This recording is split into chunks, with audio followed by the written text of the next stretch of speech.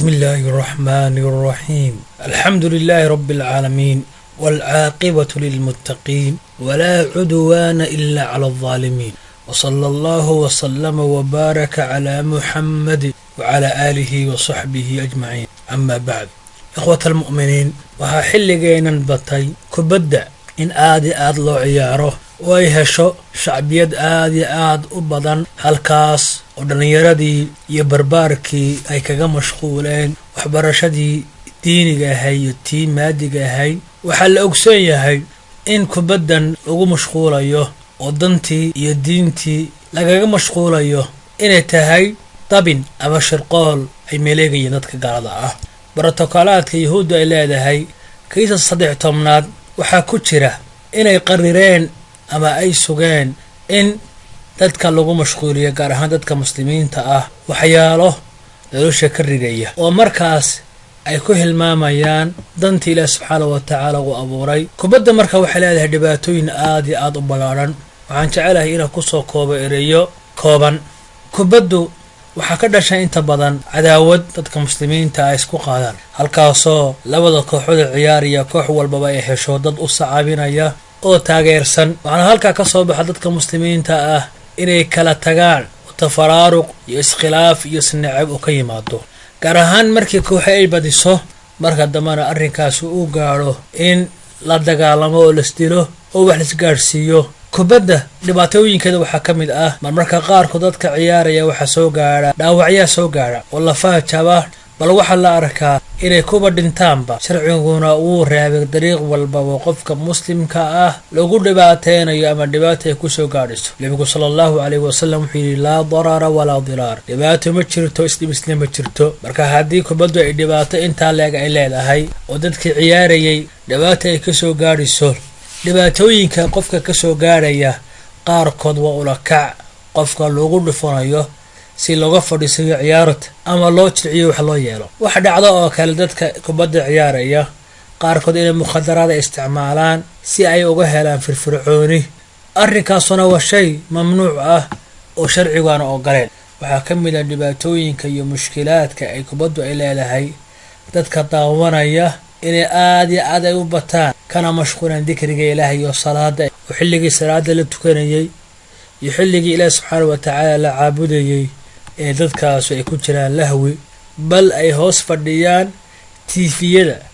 iyagoo sugaya ama daawanaya kubadda la ciyaari doono waxa la arkaa habeenkii saqbarka qofka inuu u kaco inuu kubad u daawado laga ciyaarayo meel aad u durugsan waxa la arkaa salaadihii oo lagu jiro iyo cibaadadka lagu gudanayo midna inuu dheelayo midna uu ku dheegagsan yahay xilligii khudbadda lagu jiray isaguna inuu dhidhaayo arrimo kale ku jiro oo kubadda ah nabi maxamed sallallahu alayhi wasallam aad ayuu adkeeyay qofka jumcaha fududeysta wuxuu yiri man taraka 3 jum'in mutahawinan biha taba'a Allahu ala qalbi qofka ka taga 3 jum'e isagoo sahlanaya oo fududeysanaya Ilaahay subxaanahu wa ta'aala qalbigiisa ayuu tabaca kubadda marka waxay tahay oo kale mandaraq lagu baabi'inayo awoodii ummadda iyo xoogeedii iyo maalkeedii waxa la arkaa qofku inuu maal badan uu ku bixiyo ama kooxuhu maal badan ay ku bixiyaan ama dawladuhu si ay u soo ibsadaan laacib u ciyaara oo dheela kubadda waxa ka dhasha qofka cawradiisii inuu muujiyo gaar ahaan qofka laacibka ah oo garoonka ku jira halkaas ay qadanayaan saraawiil aad u gaagaaban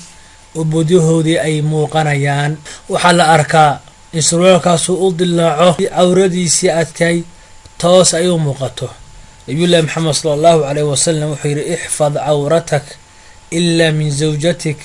aw ma malakat yamiinuk cawradaada xifdi xaaskaaga mooye cid kale yaanay arag ama qof gacantaada ay mulkiday oo adoonku ah nabiyullaahi maxamed sallallahu alayhi wasallam waxa ka ansaxay oo kale inuu saxaabi ku yiri qaddi fakhidak fa innaha min al-awra booyadaada qari waxay ka mid tahay cawrada waxaana ka ansaxay oo kale nabigu inuu yiri la takshif fakhidak wala tanzur ila fakhidi hayyin wala mayyit afaydin booyadaada ana eegin qof nool iyo qof dhintay booyadiisa halka marka qofkan kubadda ciyaaraya booyadiisa uu fayday dadka daawanaya oo mushaahidiinta ana wadadiisii way arkayaan oo way u muuqataa. waxaa kale oo jira in kubadda la ciyaarayo iyo musaabaqaadkeeda iyo baratankeeda lagu baratamayo inay lumisay miisaankii qofka lagu miisaamayay. qofka badalka ah ama halyeega ah wuxuu yahay dadka qaar badan agtooda qofka kubadda ciyaaraya. qofkaasaa sharafka leh, qofkaasaa moodal ah oo lagu dayaraya. isagoo qofkaas uu yahay qof aakhiradiisii kaga mashquulay kubadda. waxaa la arkay qofka kubadda ciyaaraya ama ka daawanaya aqoontii sharciga ahay oo qofka laga rabay diintiisa inuu yeesho inuu ka tago. manaha arrin wanaagsan oo bannaan sharci ahaan. wuxuu leeyahay shaykh alislaam ibnu taymiya in alculuuma almafduula idaa zaaxamat alculuumi alfaadila wa adcafatha fa inaha taxrum. culuumta laga fadli badan yahay hadday cidhiidh ku samayso culuumtii ka fadliga badnay oo ay daciifiso xaaraan bay noqonaysaa. bal ka waran kubaddan lagu mashquulayo oo lagaga mashquulayo dikriga ilaah subxaanahu wa tacaala oo aan aqoon aan ahayn oo keenaysa dhibaatada intaa la eeg sharciga barashadiisa lagaga mashquulo oo kale culumtii qofka wuxuu u tari lahay adduunyada. waxaana ogsoonahay dhalinyarada iskuulada dhigata ama macaahidda diiniga dhigata ama jaamacaadka dhigta xilliga kubadaha la ciyaarayo ama kubaduhu ay jiraan inay waxbarashooyinka ay u taraan. waxaana ogsoonahay oo kale kubadaha la ciyaarayo markay dhammaato ardaygii inuu noqonayo mid ku ababay ama ku tababartay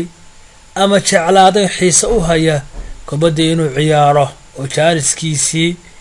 iyo waqtigiisa uu ku bixiyo. oo waxaan ogsoonahay dhalinyaro badan inay waxbarashadii ay uga tageen kubadda ciyaarteeda. marka waxaa la rabaa waalidiinta iyo dhalinyaradaba inay ka haystaan fikrad aad iyo aad u fiican kubaddan dhibaatada ay leedahay. waalidka waxaa la rabaa inuu caruurtiisa iyo dhalinyaradiisa uu ka mas-uulka u yahay